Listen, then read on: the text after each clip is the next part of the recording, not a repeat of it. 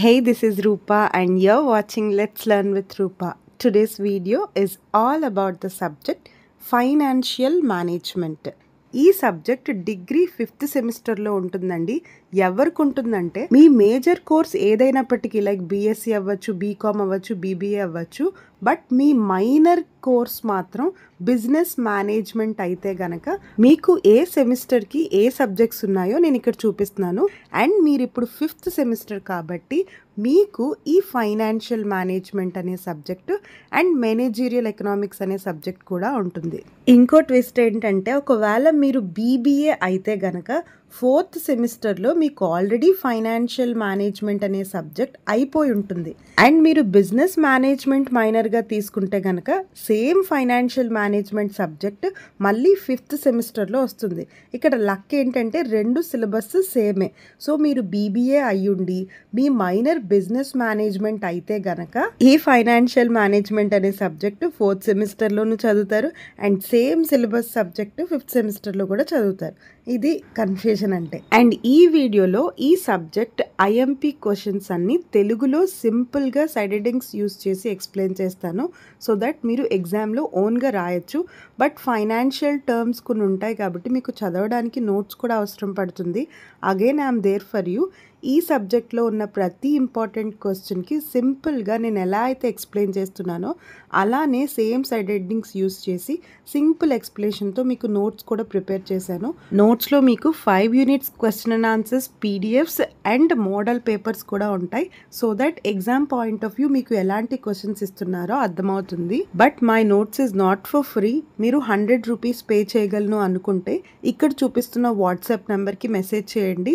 Payment అవ్వగానే మీకు 5 units PDFs, model papers వచ్చేస్తాయి. పీడిఎఫ్స్ అండ్ మోడల్ పేపర్స్ మీ వాట్సాప్కే సెండ్ చేస్తాను కాబట్టి మీరు ఈజీగా మీ ఫ్రెండ్స్తో షేర్ చేసుకోవచ్చు అండ్ ప్రింట్ కూడా తీసుకోవచ్చు, no problem. And very importantly నేను ఈ వీడియోలో only unit 1 important questions explain చేస్తున్నానండి.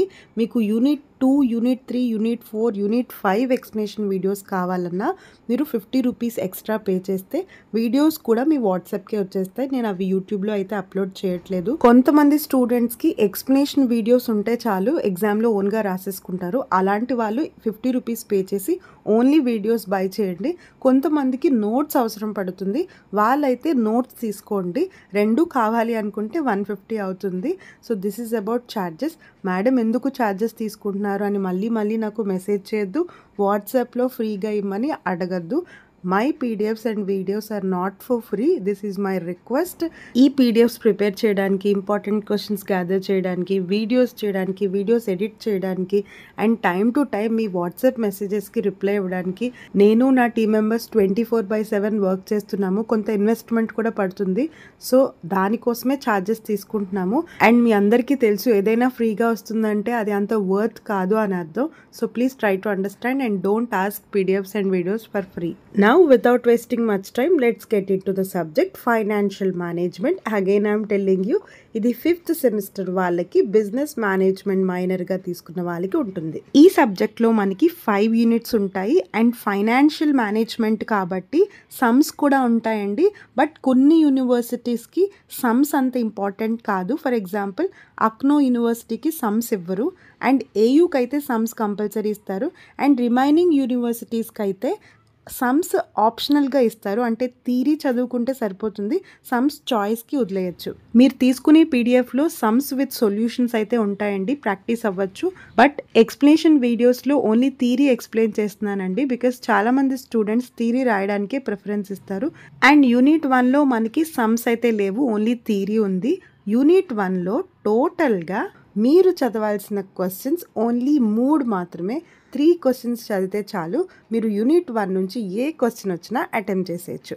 అవేంటో చూద్దాం. First question, what is financial management and explain nature, scope, objectives, functions of financial management. మనకి సిలబస్లో ఈ 4 కాన్సెప్ట్స్ ఉన్నాయి: nature, scope, objectives, functions.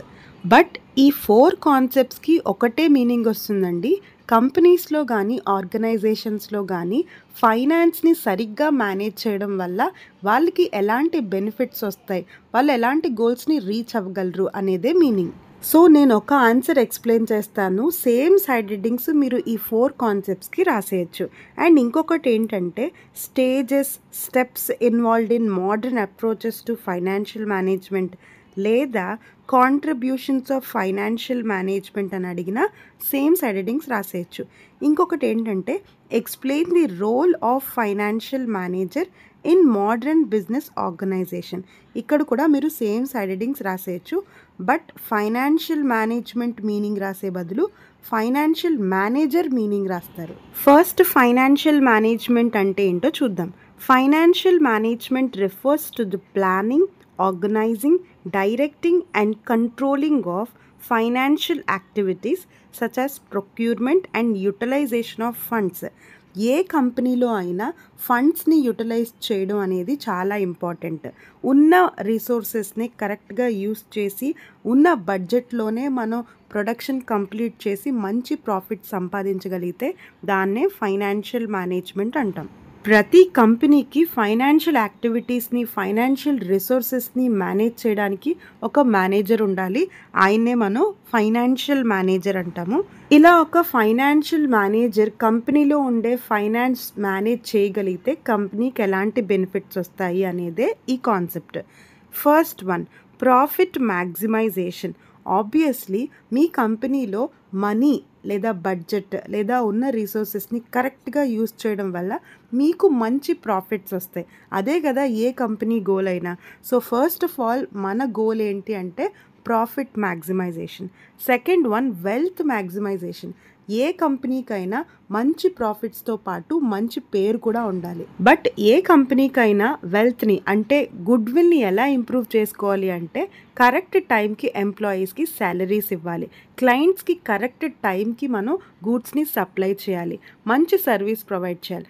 Especially మన కంపెనీలో ఇన్వెస్ట్ చేసిన షేర్ హోల్డర్స్కి మంచి రిటర్న్స్ వచ్చేలాగా చూసుకోవాలి. దీన్నే వెల్త్ మ్యాక్సిమైజేషన్ అంటాం.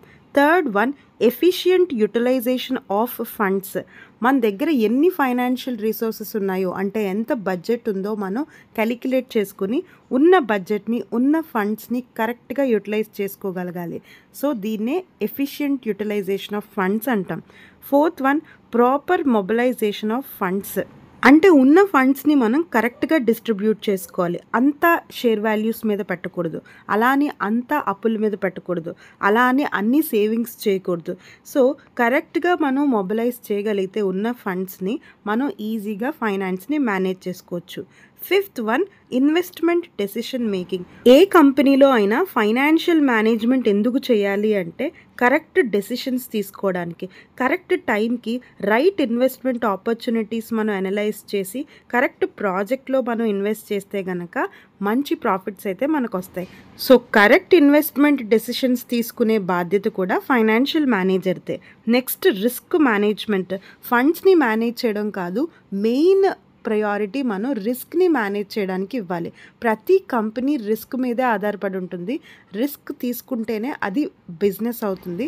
సో మన ఇన్వెస్ట్మెంట్ ఎక్కడా పోకుండా మన ఇన్వెస్ట్మెంట్ని ఎలా కాపాడుకోవాలి, రిస్క్ని ఎలా తగ్గించాలి అనేది కూడా ఈ ఫైనాన్షియల్ మేనేజ్మెంట్లోకి వస్తుంది. Next, liquidity management. లిక్విడిటీ అంటే ability to convert into cash, అంటే క్యాష్ ఇన్ హ్యాండ్ అనమాట. ఏ అసెట్ అయినా, ఏ ప్రాపర్టీ అయినా, ఏ ఆస్తి అయినా, ఏ షేర్ అయినా ఈజీగా మనకి అవసరం అయినప్పుడు క్యాష్లోకి కన్వర్ట్ చేసుకునేలాగా ఫైనాన్షియల్ మేనేజర్ చూసుకోవాలి. దీన్నే లిక్విడిటీ మేనేజ్మెంట్ అంటాం. Last one, financial control. ఉన్న ఫైనాన్షియల్ రిసోర్సెస్ని కరెక్ట్గా యూస్ చేసుకుని ఉన్న బడ్జెట్లోనే మనం ప్రొడక్షన్ కంప్లీట్ చేయగలిగితే దాన్నే ఫైనాన్షియల్ కంట్రోల్ అంటాం. సో ఇలా బడ్జెట్ దాటిపోకుండా ఫైనాన్షియల్ రిసోర్సెస్ వేస్ట్ అవ్వకుండా చూసుకునే బాధ్యత కూడా ఈ ఫైనాన్షియల్ మేనేజర్దే. So this is about objectives of financial management. మీకు ఆల్రెడీ చెప్పినట్టు ఇదే ఆన్సర్ మీరు చాలా కాన్సెప్ట్స్కి అప్లై చేసి రాసుకోవచ్చు. ఎక్స్ప్లెనేషన్ కొంచెం మార్చుకోండి, సైడ్ హెడ్డింగ్స్ సేమ్ రాసేయచ్చు. Second question very important for 10 marks. Explain differences between profit maximization and wealth maximization. దీన్నే profit maximization versus wealth maximization అని అడుగుతారు, లేదా 5 మార్క్స్కి ఏదో ఒకటి విడిగా అడగచ్చు. ఎలా అడిగినా నేను ఇప్పుడు చెప్తున్న కాన్సెప్ట్ గుర్తుపెట్టుకోండి. ఇందాక మీకు ఆల్రెడీ ప్రాఫిట్ మ్యాక్సిమైజేషన్ అంటే ఏంటి, వెల్త్ మ్యాక్సిమైజేషన్ అంటే ఏంటో క్లియర్గా చెప్పాను. కంపెనీకి ప్రాఫిట్స్ ఎక్కువ వచ్చేలాగా చేయడాన్ని ప్రాఫిట్స్ మ్యాక్సిమైజేషన్ అంటాం. ప్రాఫిట్స్ కాకుండా మంచి పేరు మీద కాన్సన్ట్రేట్ చేస్తే దాన్నే వెల్త్ మ్యాక్సిమైజేషన్ అంటాం. రిమెంబర్, ఎప్పుడైనా ఏ సబ్జెక్ట్లో అయినా డిఫరెన్సెస్ అని కానీ, కంపారిజన్ అని కానీ, డిస్టింక్షన్ అని కానీ, లేదా వర్సెస్ అని కానీ అడిగినప్పుడు టేబుల్లోనే రాయడానికి ట్రై చేయండి. టేబుల్ వేయక ముందే డెఫినేషన్స్ కానీ మీనింగ్స్ కానీ రాయడానికి ట్రై చేయండి. స్క్రీన్ మీద మీకు కొన్ని డిఫరెన్సెస్ చూపిస్తున్నాను, అబ్జర్వ్ చేయండి. ప్రాఫిట్ మ్యాక్సిమైజేషన్ అనేది షార్ట్ టర్మ్ అవుట్లుక్, అంటే మనం ఈజీగా ప్రాఫిట్స్ షార్ట్ టర్మ్లోనే సంపాదించవచ్చు. బట్ ఏ కంపెనీకైనా మంచి పేరు రావాలి, మార్కెట్ వాల్యూ ఇంక్రీజ్ అవ్వాలి అంటే కనుక చాలా టైం పడుతుంది. So wealth maximisation is long term outlook. Next, A company అయినా ప్రాఫిట్స్కే ప్రయారిటీ ఇచ్చినప్పుడు ఫ్యూచర్లో వచ్చే రిస్క్ గురించి ఎక్కువగా ఆలోచించదు. బట్ వెల్త్ మ్యాక్సిమైజేషనే ఇంపార్టెంట్ అనేటప్పుడు మాత్రం ఫ్యూచర్లో వచ్చే రిస్క్ గురించి ఆలోచించి కరెక్ట్ డెసిషన్స్ తీసుకుంటుంది. ప్రాఫిట్స్కి ప్రయారిటీ ఇచ్చినప్పుడు కాస్ట్ తగ్గించుకోవాలి, పెట్టుబడి తగ్గించుకోవాలి అని చూస్తుంది. బట్ వెల్త్కి ఇంపార్టెన్స్ ఇచ్చినప్పుడు మాత్రం స్ట్రాటజికల్గా ప్లాన్ చేసి లాంగ్ టర్మ్లో వాల్యూ క్రియేట్ అయ్యేలా చూసుకుంటారు. నెక్స్ట్, అలానే ఓన్లీ ప్రాఫిట్స్ రావడం వల్ల షేర్ హోల్డర్స్కి అంతగా బెనిఫిట్ ఉండదు. బట్ మార్కెట్ వాల్యూ కానీ షేర్ వాల్యూ కానీ ఇంప్రూవ్ అయితే మాత్రం షేర్ హోల్డర్స్కి చాలా బెనిఫిట్ వస్తుంది. అది ఓన్లీ వెల్త్ మ్యాక్సిమైజేషన్ చేయడం వల్లే అవుతుంది. ఈవెన్ ప్రాఫిట్స్ మీదే కాన్సన్ట్రేట్ చేయడం వల్ల కంపెనీకి అయితే లాంగ్ టర్మ్ గ్రోత్ ఉండదు. బట్ వెల్త్ మీద కాన్సన్ట్రేట్ చేయడం వల్ల లాంగ్ టర్మ్లో కంపెనీ చాలా ఇంప్రూవ్ అయ్యే ఛాన్స్ ఉంటుంది. నెక్స్ట్, ప్రాఫిట్సే మెయిన్ గోల్గా పెట్టుకుంటే సమ్ టైమ్స్ అనెథికల్ డెసిషన్స్ కూడా తీసుకుంటారు. బట్ వెల్త్ మ్యాక్సిమైజేషనే మెయిన్ గోల్ అయితే మాత్రం ఎప్పుడు కంపెనీ ఎథికల్గా వాల్యూస్ అవి పాటిస్తూ ముందుకెళ్తుంది. ప్రాఫిట్ మ్యాక్సిమైజేషన్లో ఎక్కువ రిటర్న్స్ వచ్చేయాలి, ఎక్కువ ప్రాఫిట్స్ వచ్చేయాలి అని మనం ప్రిఫరెన్స్ ఇస్తాం. బట్ వెల్త్ మ్యాక్సిమైజేషన్లో తక్కువ రిటర్న్స్ వచ్చినా పర్వాలేదు, స్టేబుల్గా లాంగ్ టర్మ్లో మన కంపెనీ ఫిక్స్ అవ్వాలి అనే దాని మీద ఆలోచిస్తాం. And as I told you, profits ఎక్కువ రావడం వల్ల ఓనర్స్కి, మేనేజర్స్కి ఎక్కువ బెనిఫిట్ వస్తుంది. వెల్త్ మ్యాక్సిమైజ్ అవ్వడం వల్ల షేర్ హోల్డర్స్కి, ఎంప్లాయీస్కి, కస్టమర్స్కి, సొసైటీకి ఎక్కువ హెల్ప్ అవుతుంది. ఇలా మనకి ప్రాఫిట్ మ్యాక్సిమైజేషన్కి, వెల్త్ మ్యాక్సిమైజేషన్కి చాలా డిఫరెన్సెస్ ఉన్నాయి. Next, third question, what is risk return trade of? ఇది మనకి 5 మార్క్స్కి ఇచ్చే ఛాన్స్ ఉంటుందండి. రిస్క్ రిటర్న్ ట్రేడ్ ఆఫ్ అంటే రిస్క్కి రిటర్న్స్కి ఉన్న రిలేషన్ చెప్పే ఒక కాన్సెప్ట్ అనమాట. ఏ కంపెనీ అయినా ఒకే ఫార్ములా మీద ఆధారపడి ఉంటుంది. రిస్క్ తీసుకుంటే రిటర్న్స్ ఎక్కువ వస్తాయి, రిస్క్ తీసుకోకపోతే రిటర్న్స్ కూడా తక్కువగానే వస్తాయి. Higher risk equals to higher returns, lower risk equals to lower returns. For example, నేను ఒక 10 lakhs ఫిక్స్డ్ డిపాజిట్ కట్టాను అనుకోండి బ్యాంక్లో, నాకు ఇంట్రెస్ట్ చాలా తక్కువ వస్తుంది. ఈవెన్ గోల్డ్ కొన్నా నాకు అంత వాల్యూ పెరగదు ఇన్ ఫ్యూచర్లో. బట్ అదే 10 lakhs నేను కొంచెం రిస్క్ తీసుకుని ఏదైనా కంపెనీ షేర్స్లో కానీ మ్యూచువల్ ఫండ్స్లో కానీ ఇన్వెస్ట్ చేస్తే నాకు మంచి ఇంట్రెస్ట్ వస్తుంది, ఇన్ ఫ్యూచర్లో రిటర్న్స్ కూడా చాలా వస్తాయి.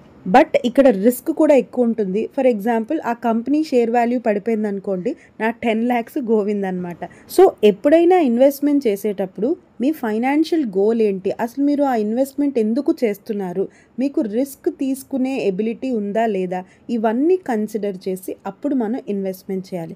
సో రిస్క్కి రిటర్న్స్కి రిలేషన్ చెప్పేదే ఈ రిస్క్ రిటర్న్ ట్రేడ్ ఆఫ్ అనమాట. దీంతో మీకు ఫస్ట్ యూనిట్లో 3 క్వశ్చన్స్ ఎక్స్ప్లెయిన్ చేశాను. కంపల్సరీ ఈ 3 కాన్సెప్ట్స్ చదవండి, ఏ క్వశ్చన్ వచ్చినా మీరు అటెంప్ట్ చేసేయగలరు. And as I told you, first యూనిట్లో మనకి ఎలాంటి సమ్స్ ఉండవు. అండ్ యాజ్ యూ నో, ఇలానే మీకు రిమైనింగ్ యూనిట్స్ అన్ని ఎక్స్ప్లెనేషన్ వీడియోస్ కావాలి అంటే ఇక్కడ చూపిస్తున్న వాట్సాప్ నెంబర్కి మెసేజ్ చేయండి. పేమెంట్ అవ్వగానే వీడియో లింక్స్ మీ వాట్సాప్కి సెండ్ చేస్తాను. మీకు ఇంకా ఏ సబ్జెక్ట్కి పీడిఎఫ్ కావాలో లేదా ఏ సబ్జెక్ట్కి ఎక్స్ప్లెనేషన్ వీడియోస్ కావాలో నాకు కమెంట్ చేయండి. Definitely I will try to do it. Soon I'll come back with one more useful video. Until then, keep watching. Let's learn with Rupa.